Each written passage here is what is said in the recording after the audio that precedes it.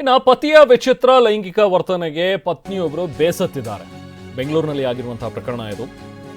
ಮದುವೆಯಾದ 3 ತಿಂಗಳಿಗೆ ಪತಿಯ ಹುಚ್ಚಾಟ ಶುರುವಾಗಿದೆಯಂತೆ.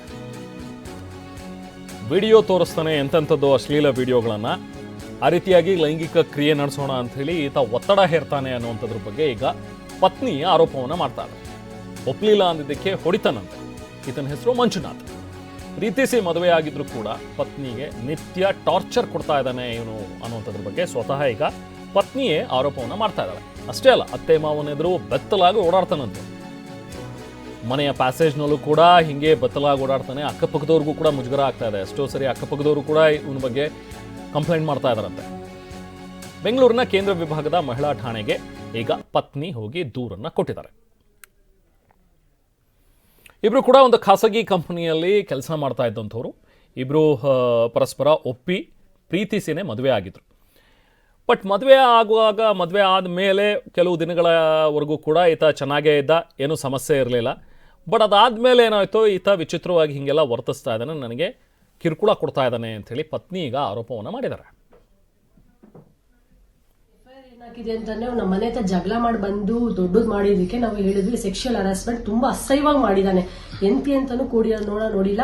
ಅಸಹ್ಯವಾಗಿ ಒಂದು ವಿಡಿಯೋಸ್ಗಳೆಲ್ಲ ನೋಡ್ಬಿಟ್ಟು ಅದ್ರ ಮೇಲೆ ನನ್ನ ಮೇಲೆ ಪ್ರಭಾವ ಮಾಡ್ತಿದ್ದ. ನೀನ್ ಅದೇ ತರಾನೇ ಮಾಡ್ಬೇಕು, ನಂಗೆ ಹಂಗೆ ಇರ್ಬೇಕು, ನಾನು ಆ ತರ ಮಾಡ್ಲಿಲ್ಲಾನೆ ನೀನ್ ಯಾವ ತರ ಲೆವೆಲ್ ಬೇಕಿರ್ ಹೋಗ್ತೀನಿ ಅಂತ ಹೇಳಿ ದೊಡ್ಡದು ಮಾಡ್ತಾ. ನಾನು ಹೋಗಿ FIR ಅಲ್ಲಿ ಅದನ್ನೇ ಮೆನ್ಷನ್ ಮಾಡಿದೀನಿ. ನೋಡಿ ಸರ್, ಅವ್ನು ಸೆಕ್ಷುವಲ್ ಹರಾಸ್ಮೆಂಟ್ ಮಾಡ್ತಾವನೆ, ಮನೆ ಮುಂದೆ ಬಂದು ತುಂಬಾ ದೊಡ್ಡ ಜಗಳ ಮಾಡ್ತಾವನೆ, ಕೇಸ್ ಹಾಕಿರೋದಕ್ಕೆ ಕೇಸ್ ನೀನ್ ವಾಪಸ್ ತಗೊಂಡ್ರೆ ನಿಂಗೆ ನೀವು ತಗೋಬೇಕು, 5 ಲಕ್ಷ ನೀನ್ ಕೊಡ್ತೀನಿ ಅಂತ ಹೇಳಿದಾನೆ.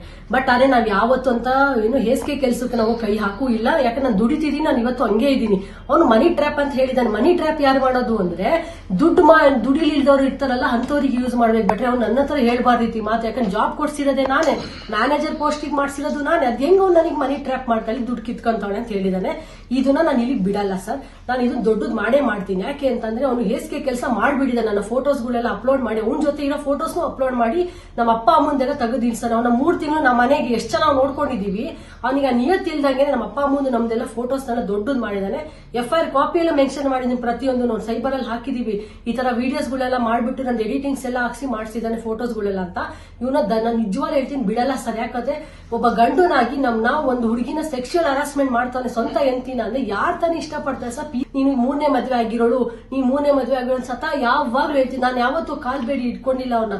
ನಾನು ಬಂದ್ ಮದ್ವೆ ಮಾಡ್ಕೊಡ್ರಿ ಅಂತ ಅವ್ರಾಗೋರೇ ಮಾಡ್ಕೊಂಡಿರೋದು ಸರ್. ಇದು ಮೇಡಮ್ 3ನೇ ಮದ್ವೆ ಅಂತ ಗೊತ್ತಿರ್ಲಿಲ್ವಾ ಮುಂಚೆ? ಎಲ್ಲ ಗೊತ್ತಿತ್ತು ಸರ್ ಅವ್ನಿಗೆ. ಪ್ರತಿಯೊಂದು 1ನೇ ಮದ್ವೆಯಿಂದನೂ 2ನೇ ಮದ್ವೆ ಡೈವರ್ಸ್ ಆದದಕ್ಕೂ ಅವನಿಗೆ ಕಾರಣ. ಇವತ್ತಿಗೆ ಸ್ಟೇಷನ್ ಅಲ್ಲಿ ಕಂಪ್ಲೇಂಟ್ ಇದೆ.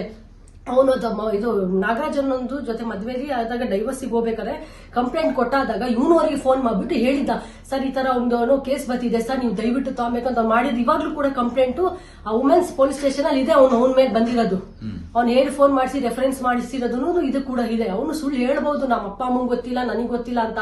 ಪ್ರತಿಯೊಂದು ಜನಕ್ಕೂ ಗೊತ್ತು ಚಿಕ್ಕಬಳ್ಳಾಪುರದಲ್ಲಿ ಸರೌಂಡಿಂಗ್ಸ್ ಅಲ್ಲಿ ಇರೋದು ಇವ್ಳು ಈ ತರದ್ದು ಅಂತ. ಬಟ್ ಅವನೆಲ್ಲ ಮುಚ್ಚು ಮರೆ ಮಾಡ್ತಾವನೆ. ಇನ್ನು ಏನೇನ್ ತಪ್ಪು ಮಾಡಿದಾನೆ, ಅವ್ನು ಏನೇನ್ 25 ಲಕ್ಷ ದುಡ್ಡು ಕೊಟ್ಟಿದ್ದಾನಂತಲ್ಲ, ಗೋಲ್ಡ್ ಕೊಟ್ಟವನಂತಲ್ಲ, ವಿತ್ ಪ್ರೂಫ್ ನಮಗೆ ತಗೊಂಡ್ ತೋರಿಸ್ಬೇಕು. ನನ್ನ ಹತ್ರ ರೆಡಿ ಇದೆ. ನಾನು ನಿಮ್ಗೆ ಸುಳ್ಳು